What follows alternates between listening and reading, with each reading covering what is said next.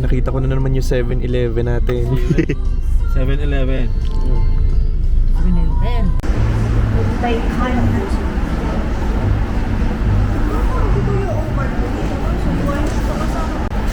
Mahal po ng bilihin sa Thailand.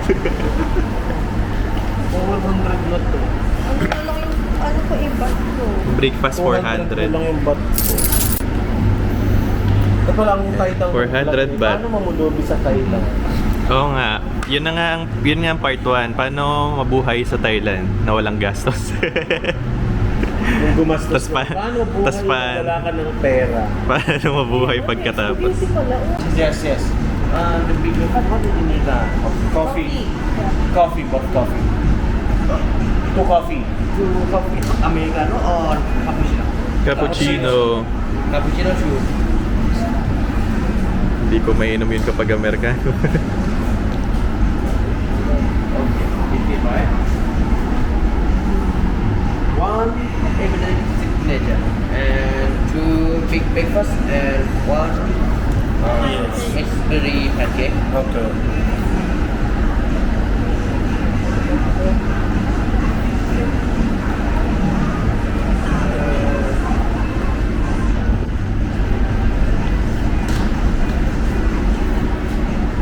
May tubig kayo?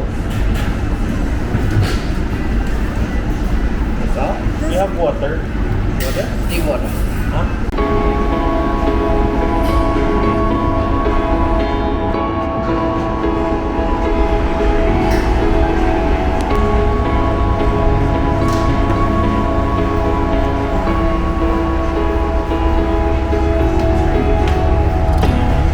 Tapos pag-uwi po mo, Kumakain na sila. Wala.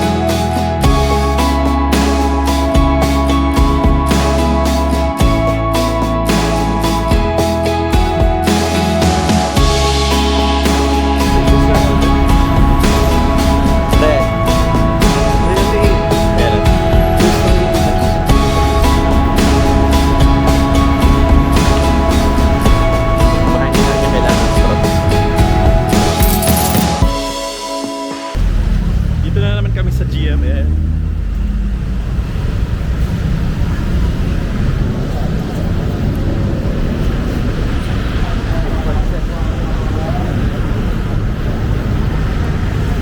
Tip point.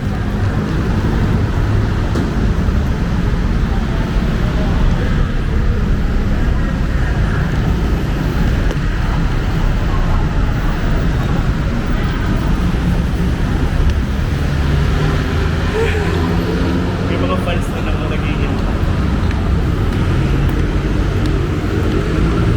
Anong may artista din? May artista ba? Talaga ba? GMM Lobby, abang-abang na naman ang artista.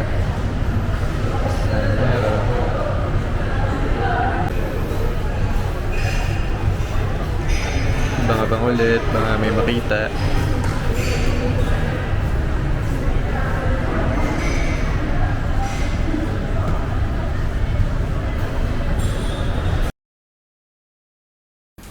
Kaso kahit anong antay namin, walang lumalabas na artista eh. Kaya alis muna kami, papahinga. Punta muna kami ng hotel.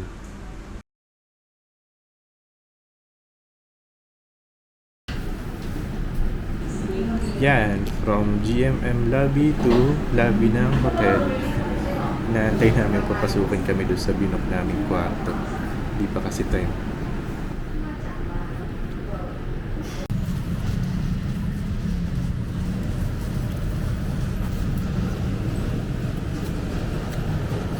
Kung burakot kang katulad ko, Isa ito sa bumuhay sa akin nung nagpunta kami ng Thailand.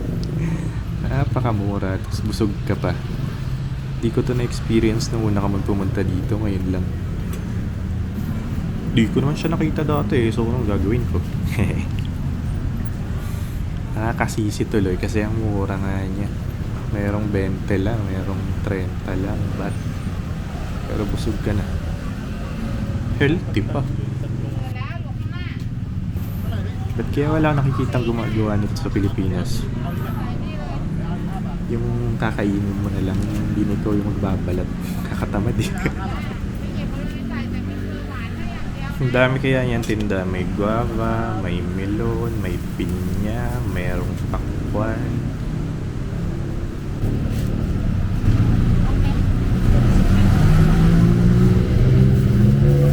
Isang order dalawa.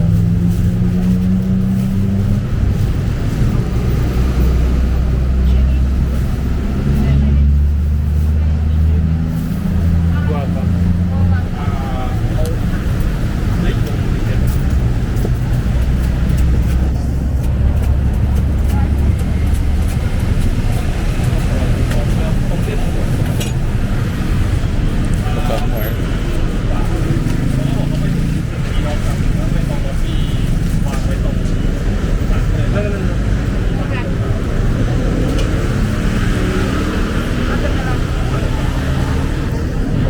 Good luck, Grace.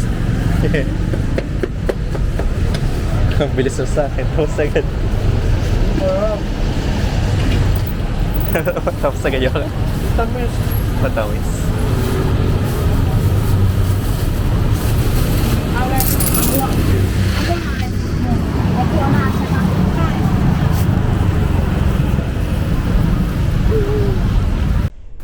So ito yung itsura ng loob ng hotel na nakuha namin.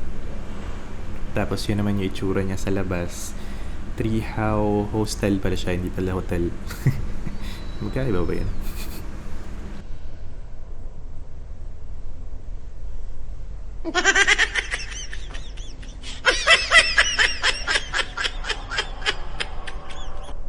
Napakaganda ng view.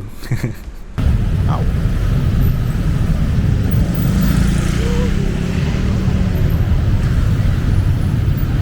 Pangalawang try kung may makukuha. Anong makukuhang pinagsasabi ko? May makikita pala. Makikita ng ano. Artista kasi yun. Maghahanap na naman kami ng artista ng GMM. Nakasang pakiramdam ko te. Wala pa rin tayo makikita. Wala pa din.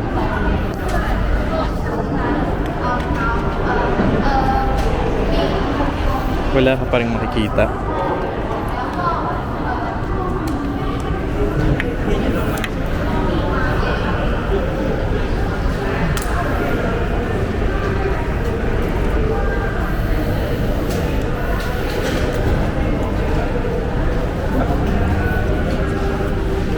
Inat. Bukod nga pala sa lobby, pwede ka pang pumasok sa loob ng building nila. Kaso limited lang sa GMM store, nasa higher floor nila yon. Tapos dito may bibigay yung ID mo para papasukin ka nila. Medyo mataas pag-follow. Init. Parang bukas na.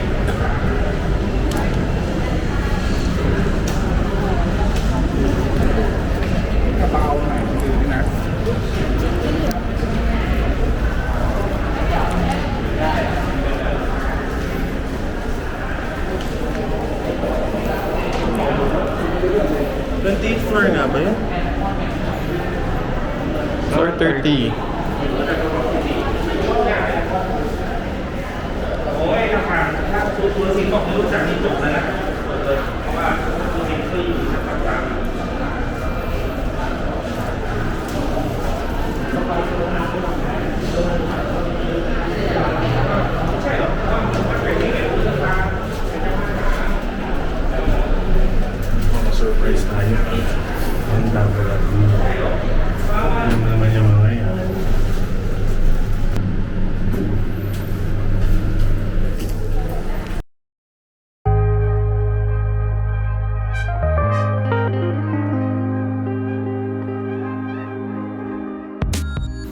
Para sa akin, isa to sa reason kung bakit ako balik ng Thailand. May gusto ko siyang bilhin na merch ng series ng GMM eh. Kaso ang problema, laging sold out. Basta makita mo yung product, dapat bilhin mo na agad eh. Kasi pag na-sold out, hindi na nabalik.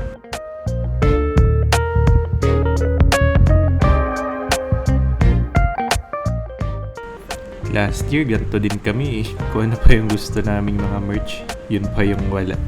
Sold out.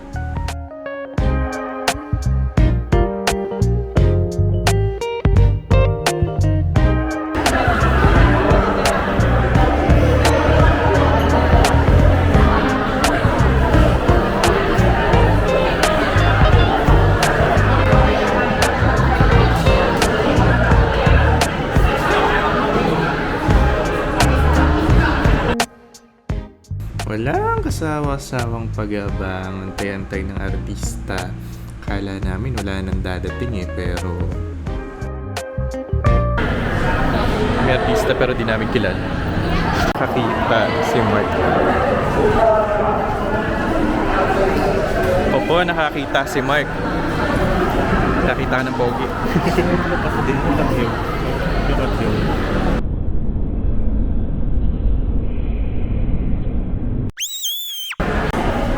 Sino yan? Pa-picture, dali. Kung sino man yan.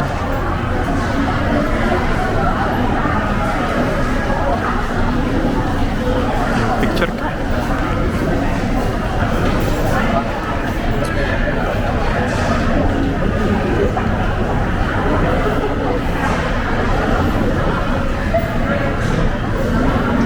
Artista ba?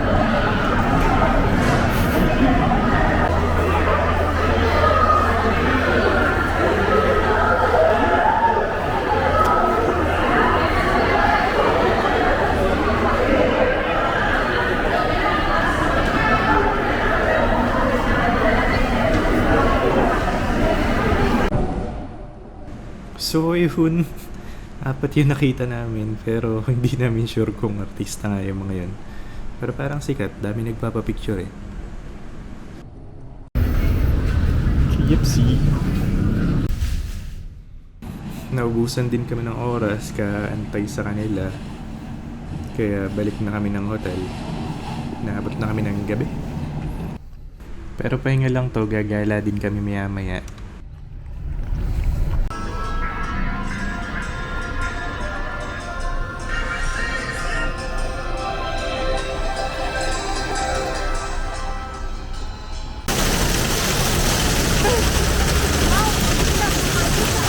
Wala sa Yemen. Ito ka.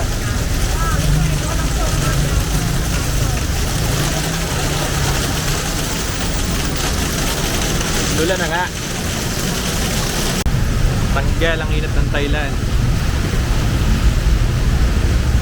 Lakas ng ulan.